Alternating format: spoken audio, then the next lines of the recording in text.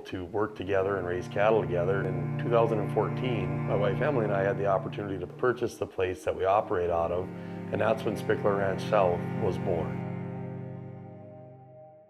We realized that we had to focus on making our Angus cows as good as they possibly could be, staying true to the core of what kind of cattle we were trying to produce. These cows have to be, first and foremost, over any other traits, they have to be good cows. They have to be good mothers, they have to be good uddered, good footed, and really strong maternally. The performance carcass, that can fall on where it is. We're strongly trying to eliminate unpredictability. We want these cattle to breed as consistent and true as we can, and we carefully and very diligently try to seek out the sires that will help us get to that goal. We are very much believers in cattle that are really eye-appealing and really have good phenotype. We want our bulls to really look like a bull. We want them to be good-headed, a very true Angus head. We want them clean through their throat and front end. We want them, when you're facing that bull calf, we want them to have a big old forearm, and we want them, when you get around behind them, to be wide pinned, wide across his hips, and just have a big old rear end in him, and then also be super sound. They got to be sound traveling, sound structured, and have a look of something that is going to sire feeder calves that are going to have the big top and the big rear that the feeder buyers are going to really want.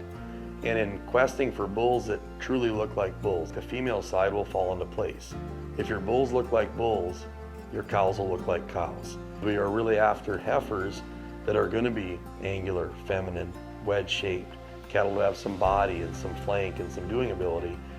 We're involved in every aspect of growing these calves, from babies all the way up until the sale day. We're in charge of health, we're in charge of the feed intakes and all of those things, and so I do think that that's really important, that we've been able to manage them how we want, how we feel is appropriate for our customers. We're not pushing them along any harder than we feel is absolutely necessary to grow them and feed them the way that we want.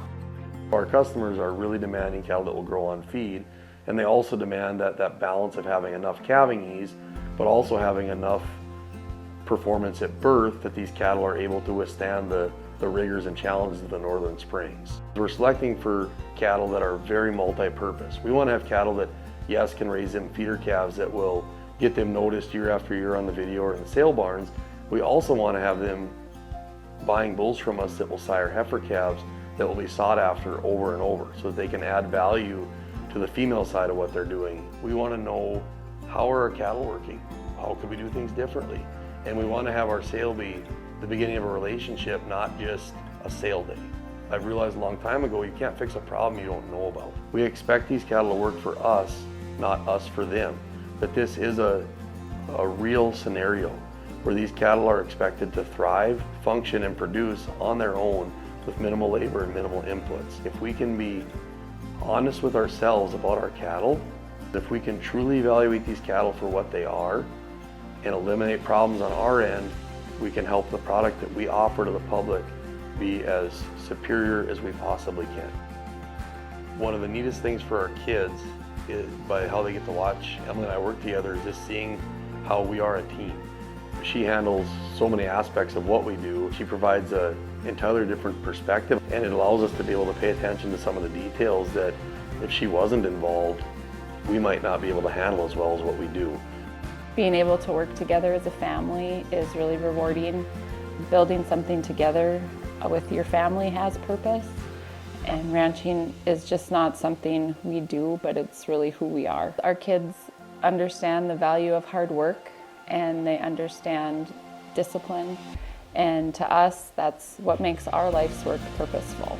I hope the next generation will focus on who we're creating cattle for, so that they can continue to realize that we have to come with our customers' needs at the forefront of all of our decisions, and that they will continue to focus on that as a driver behind what we do, and then also not forget the value of the Angus cow, because she is what's helped get us to where we are, and she's what will carry us into the future.